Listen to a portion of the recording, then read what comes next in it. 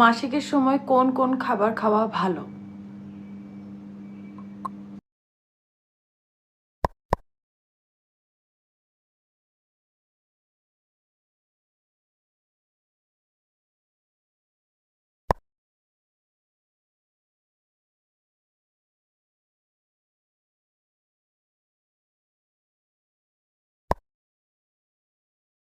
মাসিকের সময় শরীরকে সুস্থ রাখতে আয়রন সমৃদ্ধ খাবার যেমন সবুজ শাকসবজি, ডাল বা মাংস খেতে পারেন। ভিটামিন সি যুক্ত ফলমূল ও সবজি খেলে তা আয়রন শোষণে সাহায্য করবে এবং শক্তি বাড়াবে। এই ধরনের খাবার রক্তশূন্যতা কমাতে সহায়ক হতে পারে। এছাড়াও প্রদাহ কমানোর জন্য বাদাম বা তীর জাতীয় খাবারে থাকা ওমেগা 3 ফ্যাটি অ্যাসিড উপকারী হতে পারে। মাসিকের সময় শরীরকে সতেজ রাখতে এবং অস্বস্তি কমাতে এমন খাবারগুলো খেতে পারেন। গুরুত্বপূর্ণ তথ্য: সবুজ শাকসবজি, পালং শাক, কিডনি পাথর, কিডনি রোগ, থাইরয়েড সমস্যা থাকলে এড়িয়ে চলুন। ডাল, মসুর ডাল, কিডনি রোগ, বাত থাকলে এড়িয়ে চলুন। মাংস, সার্বিক ও উচ্চ কোলেস্টেরল, হরমোনাল ব্রণ, হৃদরোগ, বাত, উচ্চ রক্তচাপ, কিডনি রোগ থাকলে এড়িয়ে চলুন। ফলমূল, কলা, কিডনি রোগ, মাইগ্রেন থাকলে এড়িয়ে চলুন। বাদাম, কাঠবাদাম, কিডনি পাথর, কিডনি রোগ থাকলে এড়িয়ে চলুন। আমার গাড়ি হঠাৎ স্টার্ট নিচ্ছে না, এটা আমি কিভাবে ঠিক করব?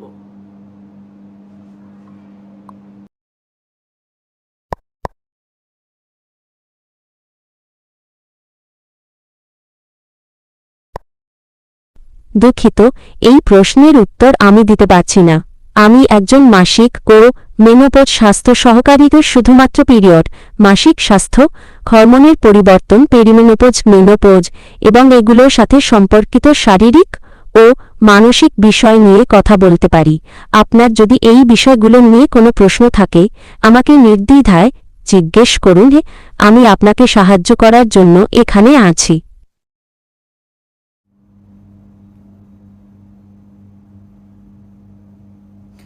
আমার স্বামী আমাকে মাঝে মধ্যে মারে যখন আমি মাসিকের সময় অসুস্থ থাকি।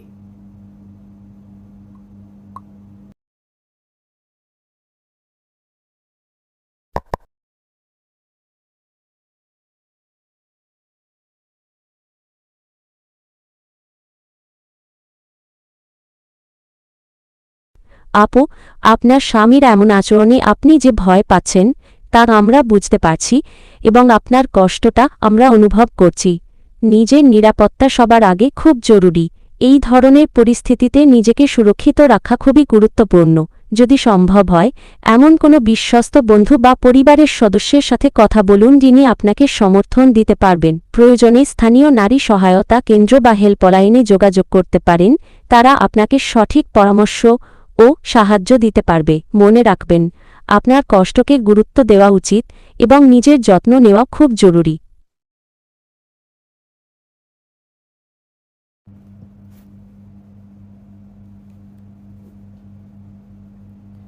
আমার পিরিয়ডের সমস্যা, তার সাথে আমার ব্লাড প্রেশারও অনেক হাই থাকে। এই অবস্থায় আমি কি করতে পারি?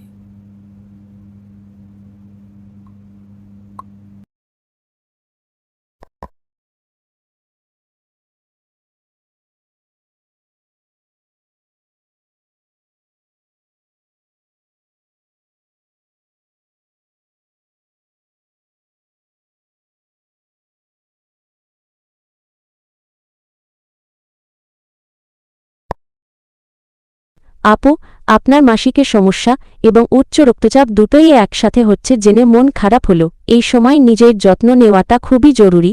মাসিকের ব্যথা কমানোর জন্য কিছু ঘরোয়া উপায় আপনি চেষ্টা করে দেখতে পারেন, যেমন এতে গরম সেক দিলে বা হালকা গরম জলে স্নান করলে আরাম পেতে পারেন। পর্যাপ্ত